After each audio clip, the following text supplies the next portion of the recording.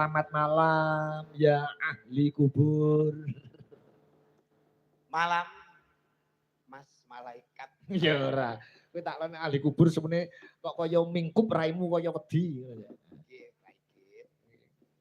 Wong urip niku bakale mati.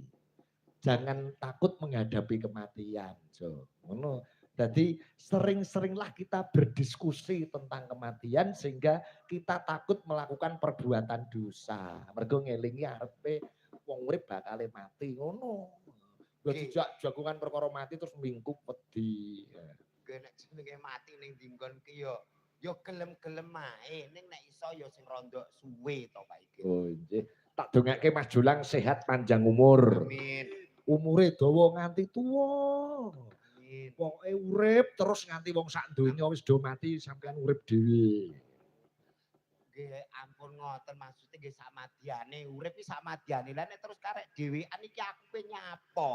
Iya. Sinden-sinden ra ono, kafe-kafe tutup, wayangan wis ora pati do nanggap. Nggih samadiyane mawon. Samadiyane nggih.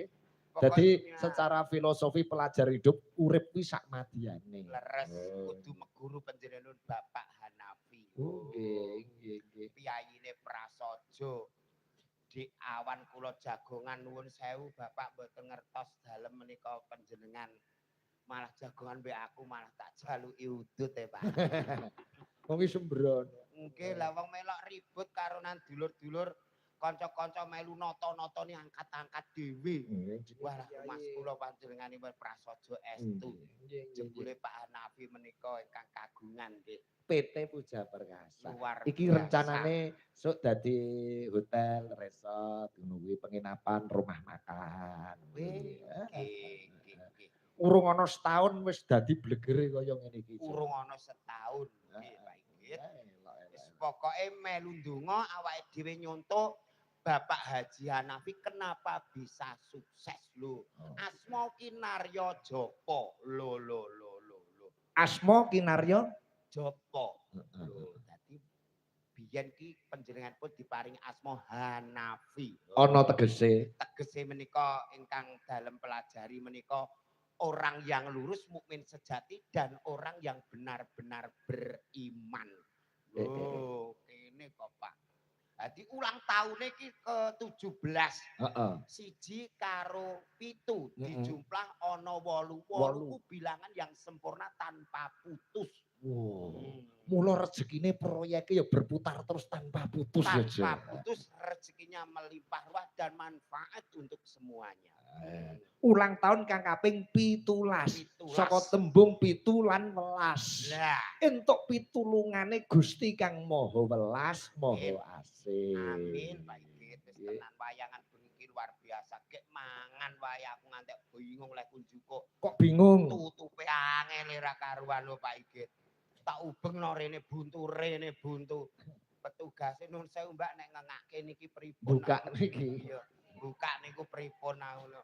Lah ning omahe paling mentok bakul pring lho Pak Igit. Oh niki kabeh sarwa diladeni. Aku wis mangan ngono Pak Heri mau mie asli, mie godhog asli. Borobudur Pak Sigit. Oh nggih, kok nggih mie. Wah, mriki napa to Pak Igit jeneng iso seragam. Kok iso seragam? Lorong Borobudur, rumah makan Borobudur, joglo Borobudur, apa jenenge Borobudur kabeh. Tak kandhani, Jo. Pripun to Pak Igit? Borobudur itu nama kecamatan. Oh, desane Ngargo Gondo, Kecamatan Borobudur, Kabupaten Magelang. Oh, bakul pecel lider ya rondo pecel Borobudur. Pirang-pirang. Kesuksesan berawal dari 0 untuk menuju 1. Satu tujuan Pak Igit. Panjenengane luar biasa. Bengi iki gek wayangan sinden tekake kabeh bintang tamu full, yoga full. Ning transit mau yo wah iso koyo lampu disco. Kok iso? Mbak Lucy angger lipenan mati. Walah. Wedaan sithik mati. Walah. Kuwi kabele kurang kenceng. Niku wong pun dikencengi malah balone ora iso mati neh. Nggih. Wonten Mbak Lucy Brahman karo Mbak Elisa. Puja Perkasa. Coba Mbak Elisa sih. Oh Mbak Elisa riyen to Pak Igit.